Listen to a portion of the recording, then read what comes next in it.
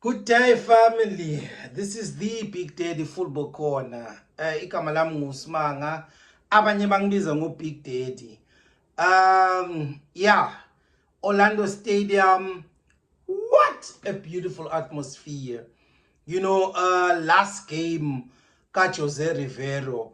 And what a way to say thank you to a great coach. You know, at Orlando, but I've never ever seen. I don't know when. I don't remember, guys. Please remind me when Orlando Pirates coach leave. This is what happens at eSgodini. You know, Orlando Pirates. We were laughing stock. You know, of South African football. Even wearing the Orlando Pirates jersey. You know, you couldn't wear it for close to 7-8 years. You know, without being laughed. You know. We were labeled the PSL bridesmaid by going to many finals and never coming out, you know. And then Jose Riviero came. Now, he brought back the dignity, you know, of this badge called Orlando Pirates, you know, of this institution and this name. You know, fans flocked back into the stadium. We started having sold-out stadium. We were happy people again. You know, gracias.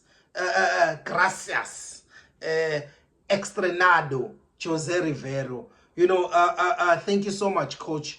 You know, losing with Jose, you know, I wrote on Twitter and I said, you know, losing him is like breaking up with a 7-year-old, you know, steady girlfriend that has never cheated on you. Now you have to go back in the market and start hunting, and you don't know, you know, what you're gonna get there because it's wild outside there. It took Orlando Pirates over a decade to find a coach that fit into Orlando Pirates culture.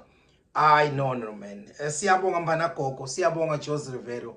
All the best. What a coach we had. Bafethu, let's get into the game.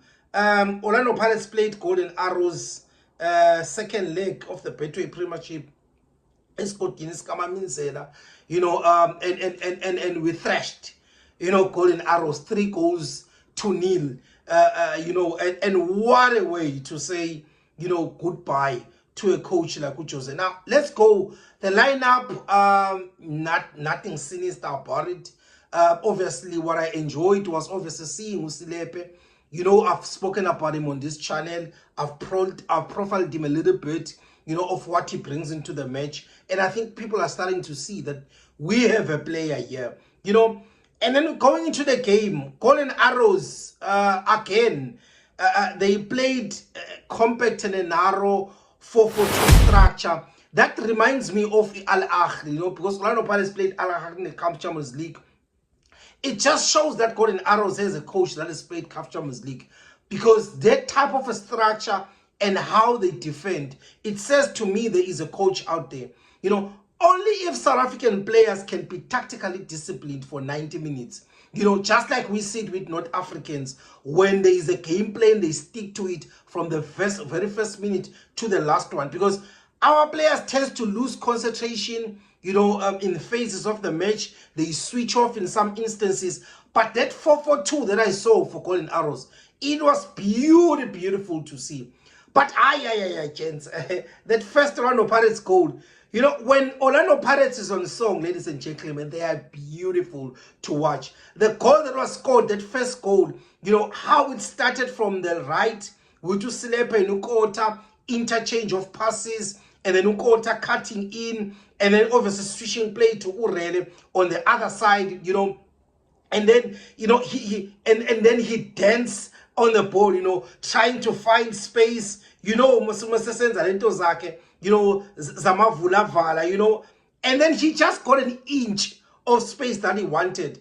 Passed the ball to one of the deadliest strikers, you know, in the league. Because Mabasa, inside the box, please give me any other striker. Show me any other striker that's better than Mabasa inside the box. Whether it's on his left or on his right, it doesn't matter. The rest is history. That goal I enjoyed. I enjoyed watching, especially the build-up to it. You know, and honestly, if I watched that goal in Arrows, especially in the first half, first 20 minutes, guys, no, man, that team plays beautiful football.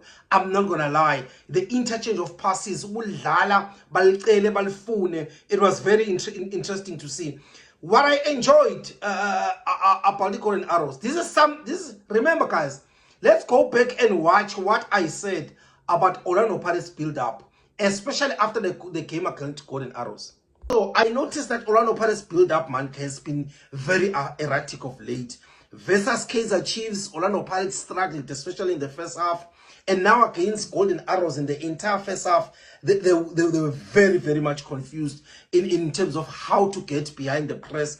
And having Buteles as the goalkeeper did not making things better. But against Chiefs, it was Chaine and it was almost similar in the first half.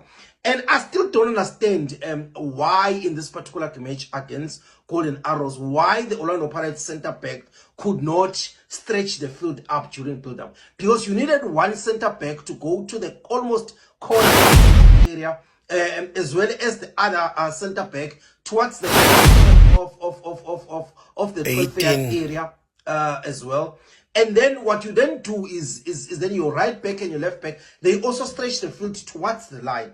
That opens up the spaces, because if then they try to press you, you've got options to be able to pass out in such a scenario. And I do not understand why Orlando Pirates could not do that, right? Because when they are closer to each other, it becomes easy, you know, for the press. And the Arrows press looked very good in such situation. And that's exactly what I saw in this particular game, because the Orlando Pirates center back on build-up, it was first the good thing, the play was started by the center back to the goalkeeper. And as soon as he passed the ball to the goalkeeper, he stretched right there to the touchline of the 18 area. The other center back straight as well. This then forces the Arrows to go press those guys. And when they open up to press, then there's spaces. And that's why for me, Orlando Pirates build-up was beautiful to see against Golden Arrows. We were not rushing, you know, and we were able to seamlessly play out. There was a ball that Ushaine played, I think unikeze uMbokazi right phakathi eSgodini, you know, and then uMbokazi turned and looked, and a beautiful pass that he played on the fact, it was beautiful, you know, to see. There was also another one for Dlamini. So it built up your Pirates. I was very, very impressed, and that tactical change made a hell lot of a difference, right? Arrows, I felt that they were conservative with their press. I listened to the coach as well when he then on his post-match interview, and he spoke about that they changed. You know, once the Orlando Pirates were 3-0 up, they started pressing them high. I think they dropped the height of the pressing line. You know, they didn't want to commit to the press. I think they were concerned about the spaces that they will leave behind if they commit. Also, they did not want the last defensive line to be too high, so they wanted to make it a little bit, you know, to close the space between the goalkeeper and the last line. And that's why their press was not extremely high, because they wanted to maintain that particular space. Because Orlando Pirates there, eSgodini, when you push high, the spaces that you leave behind Monkota, you know, Bohoto in this particular game, impressed again by Uhoto. You know, guys, you know, I think honestly, it's Uhoto, 1 minute you amtanda, 1 minute amtandi, you know. But for me, this is something that we've always maintained in this channel, that his work rate is second to none. And the discipline that we hear about him, you know, especially outside the field of play, it is beautiful to see. But obviously, you can't get a complete player. You know, there will be at times, especially, you know, when he needs to play in tight spaces. we are tatazela, not knowing what to do. I also saw Shandu struggling a little bit in the first half as well, playing in tight spaces. But I think when the pitch started opening up, when the arrow started pressing high, and then the gap started opening up, I started seeing a little bit different from Ushandu. I also enjoyed his runs, but the runs that he made from the inside, as opposed to overlapping, his underlapping runs were beautiful to see, right? I also felt that Orlando Pirates, especially in the first half, when the arrows did not press them so high, I felt like they rushed. They so much rushed to make the first pass. You know, they wanted to break the press very quickly, and I just felt that they did not bait arrows that much, because they just needed to be a little bit extra second patient and allow them to come to you, because as soon as they come, you know, to you, and then the gaps start opening up, right?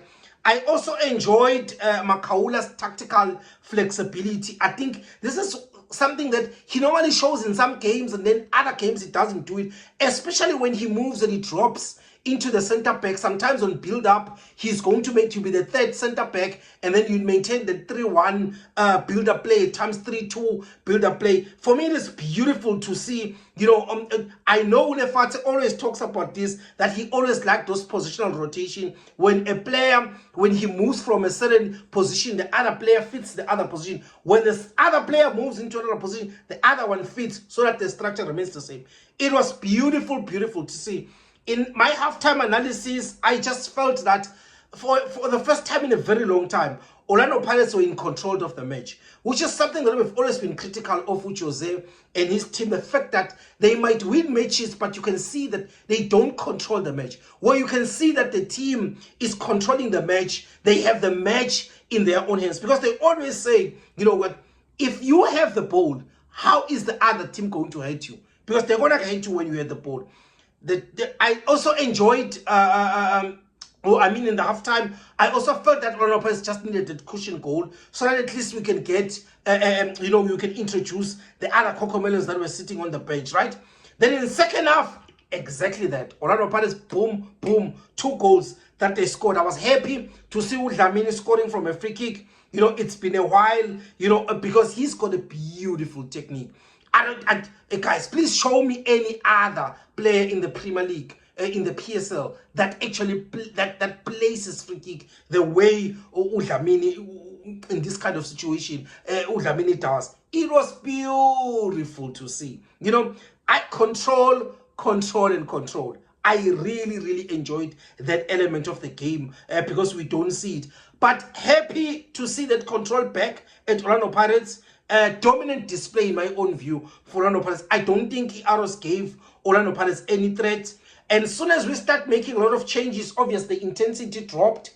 You know, the passes were not as neat and as precise, you know, as normally we are. I was also very happy to see Orlando Pirates DDC captain Cameron Denson, 17-year-old, you know, given a chance.